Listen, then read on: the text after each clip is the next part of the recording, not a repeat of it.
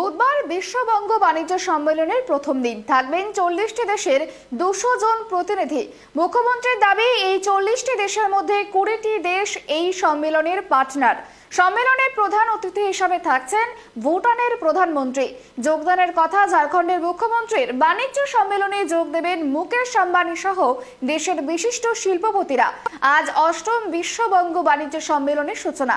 দুদিন চলবে এই বাণিজ্য সম্মেলন। আর কিছুক্ষণের মধ্যে শুরু হতে চলেছে বিশ্ব বাংলা শিল্প সম্মেলন এবং এই মুহূর্তে দাঁড়িয়ে কিন্তু একদম চূড়ান্ত প্রস্তুতি। এবং যেমনটা এখনো পর্যন্ত জানা যাচ্ছে যে আমন্ত্রিতদের তালিকায় প্রথম নাম রয়েছে কিন্তু ঝাড়খণ্ডের মুখ্যমন্ত্রী হেমন্ত সোরেন।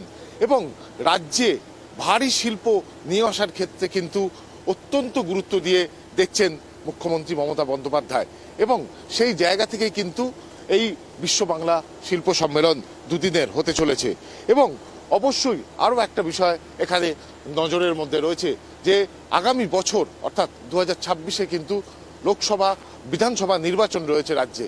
ফলে সেখানে দাঁড়িয়ে কর্মসংস্থানের বিষয় এবং তরুণদের যুবদেরকে যাতে আরও বেশি করে এই তৃণমূল সরকারের মুখী করা যায় তার প্রচেষ্টাও কিন্তু এই বিশ্ব বাংলা শিল্প সম্মেলন এবং কর্মসংস্থানের মধ্যে দিয়ে তৈরি করতে চাইছেন বলে মনে করা হচ্ছে বা মনে করছে রাজনৈতিক মহল। এবং দেখার যে এই দুদিনের যে বিশ্ব বাংলা শিল্প সম্মেলন হতে চলেছে তার মধ্যে দিয়ে বিনিয়োগ কতটা এ রাজ্যমুখী করা সম্ভব হবে বা আদৌ আনা সম্ভব হবে কিনা। ক্যামেরায় দেবরাজ দত্তের সঙ্গে ত্রয়ন চক্রবর্তী, ট্রাইব টিভি বাংলা।